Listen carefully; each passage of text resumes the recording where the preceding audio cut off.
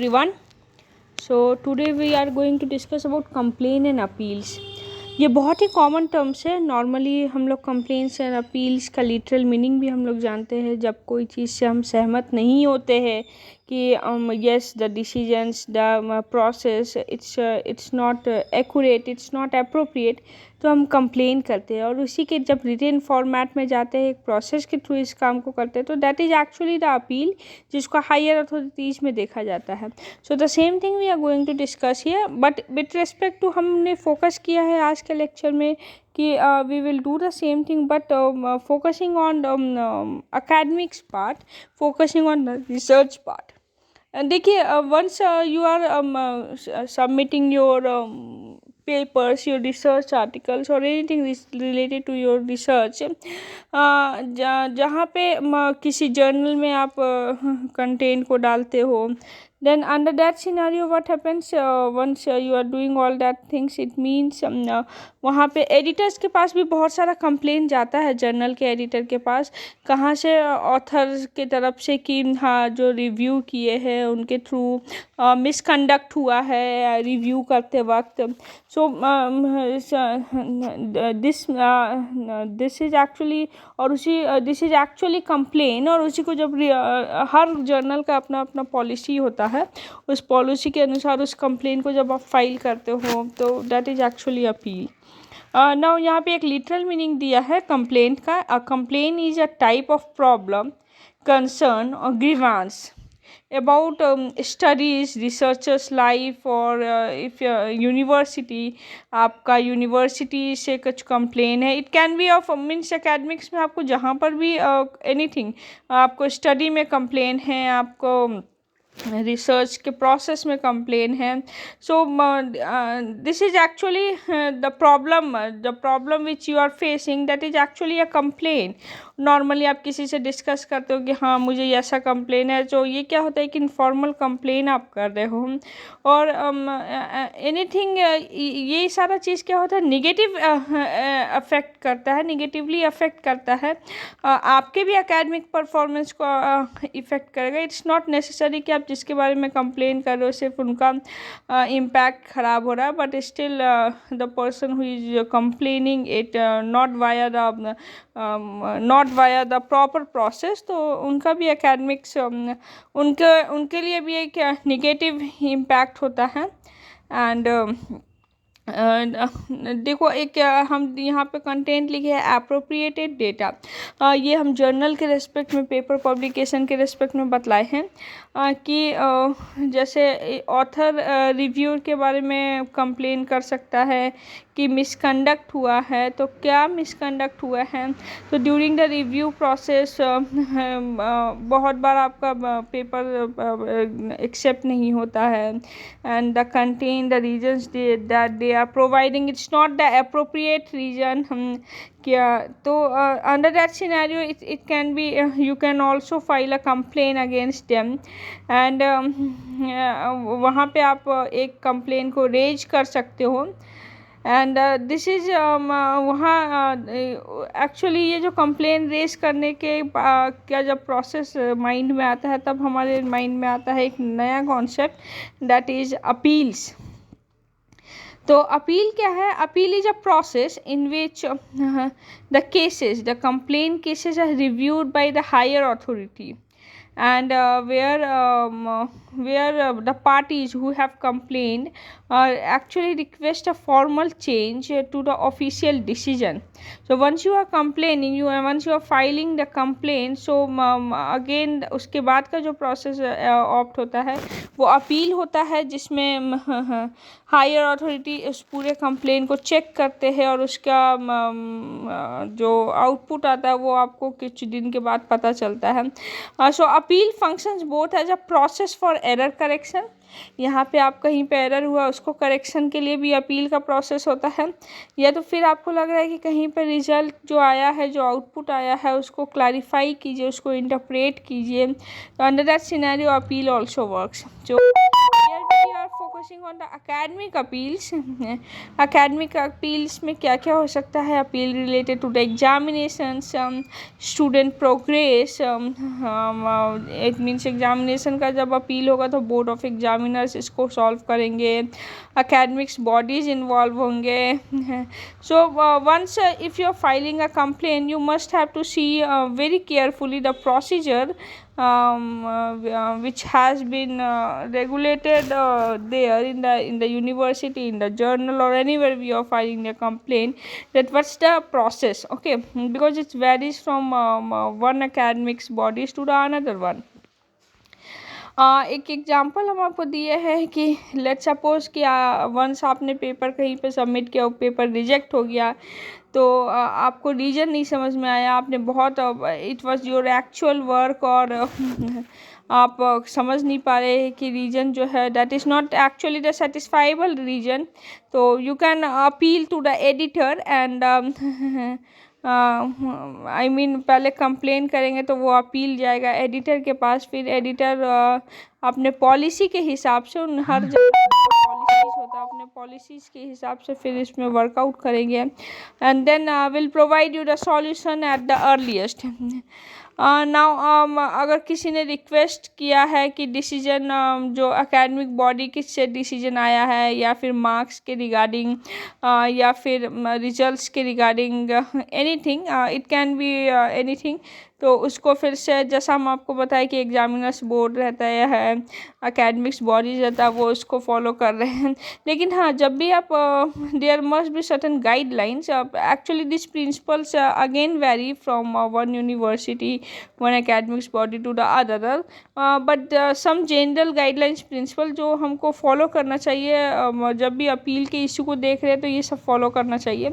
सबसे पहला है कि अगर एकेडमिक्स बॉडी में हम लोग डिस्कस कर रहे हैं कि providers improve the student experience systematically by learning from their process, कि आपका जो प्रोसेस है उसमें लर्निंग पे क्या इम्पैक्ट हो रहा है, लर्न कितना कर रहे हैं, इस प्रोसेस को देखिए। जो भी प्रोसीजर हो वो बहुत क्लियर होना चाहिए, एक्सेसिबल होना चाहिए, फ्लेक्सिबल भी होना चाहिए। ऑब्वियसली जो रूल्स रेगुलेशन बन चुका है according to the time and the situation, it obviously be flexible and the information must be clear and transparent. Now the providers जो अपील्स का सॉल्यूशन दे रहे हैं must provide a clear key terms describe करते हुए कि ये process है, इसका टाइम लिमिट क्या है, और जितना भी अरेंजमेंट है, एग्रीमेंट्स है, वो सारा चीज़ बतलाना पड़ेगा। एंड देन एक इनफॉर्मल प्रोसीजर भी होता है। सो इट्स जैसे हम आपको बताएं कि कंप्लेन करने का इनफॉर्मल प्रोसीजर होता है, तो अपील करते वक्त इनफॉर्मल प्रोसीजर को फॉलो नहीं करना है। एंड अपील की प्रोसीजर की जब बात करें तो अपील की प्रोसीजर्स में एक्चुअली बहुत सारा पैनल्स होते हैं, जैसे बोर्ड ऑफ एग्जामिनर्स होते हैं, एकेडमिक मिसकंडक्ट पैनल होते हैं, पीएचडी की बात करें तो पीएचडी सुपरविज़न कमेटी होता है, PhD viva examination board committee होता है। तो ये वेरी कर सकता है एक यूनिवर्सिटी से दूसरी यूनिवर्सिटी में।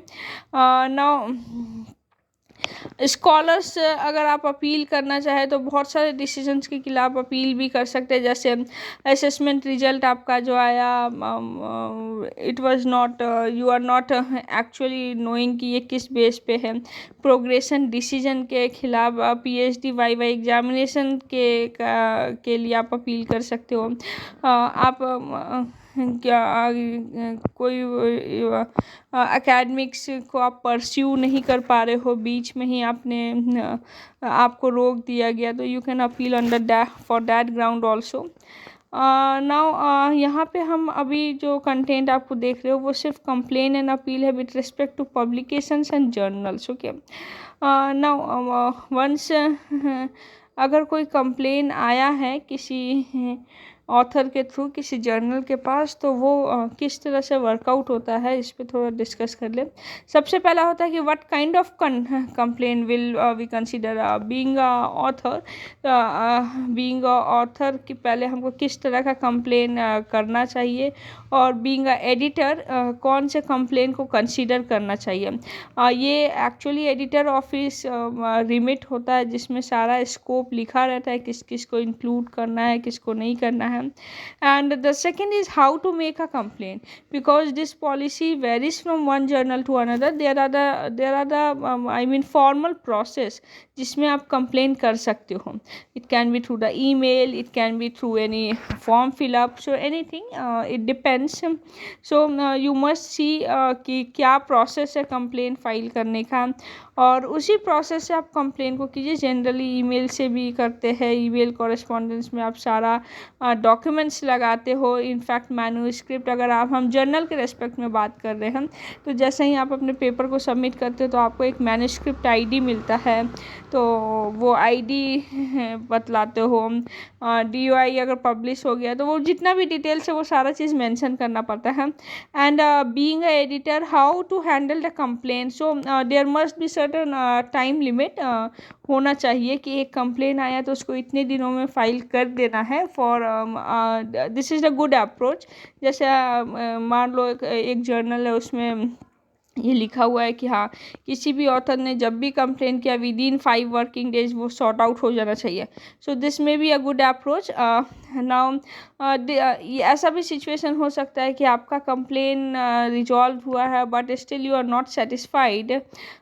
सो इफ़ यू वहाँ पे जब सेटिस्फाइड नहीं हो रहे हो तो आप दोबारा कंप्लेन फाइल कर सकते हो, आप अपील कर सकते हो, और अपील्स फिर एडिटर सेक्शन में जाएगा और ऊपर मूव करेगा, एडिटर डिसीजंस होगा। उसमें भी पैनल्स रहते हैं, आई मीन जो रिव्यू किए हैं, रिव्यूअर से लेके हम जितने भी जर्नल्स के हायर ऑथोरिटीज़ होते हैं वो सारे लोग उसमें बैठते हैं, एंड देन वो डिस्कशन होता है।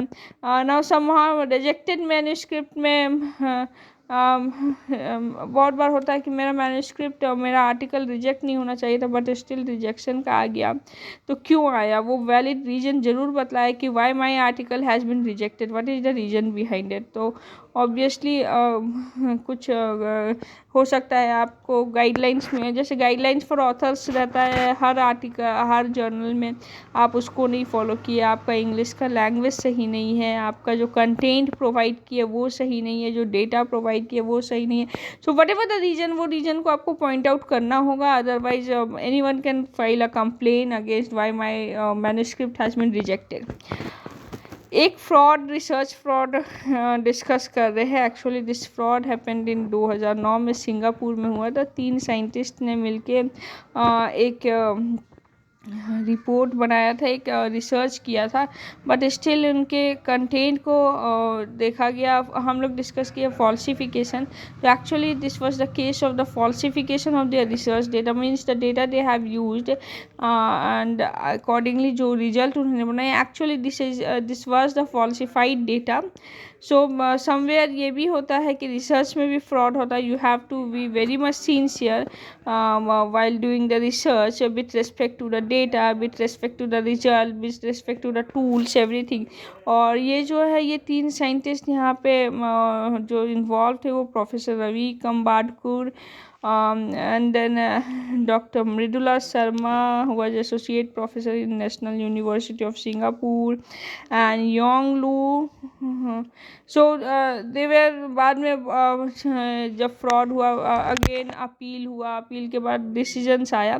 तो this case I just wanted to discuss you because I want to aware you that if you are doing the research there may be the chances of fraud also। so सबकी बातों पे, सबके content को, in fact आपको journal भी website में आपको बहुत अच्छा से आई मीन वेरीफाई करना पड़ता है। किसी ने कह दिया कि UGC केयर जर्नल है, तो आप ऑब्वियसली उनके वेबसाइट में जाके देखिए, UGC के लिस्ट में देखिए कि ये जर्नल है कि नहीं, नंबर से वेरीफाई कीजिए। तो you must have to be very much sincere at each and every step. So that's all for today about complaint and appeal, and I hope you have understood it in a better way. Thank you.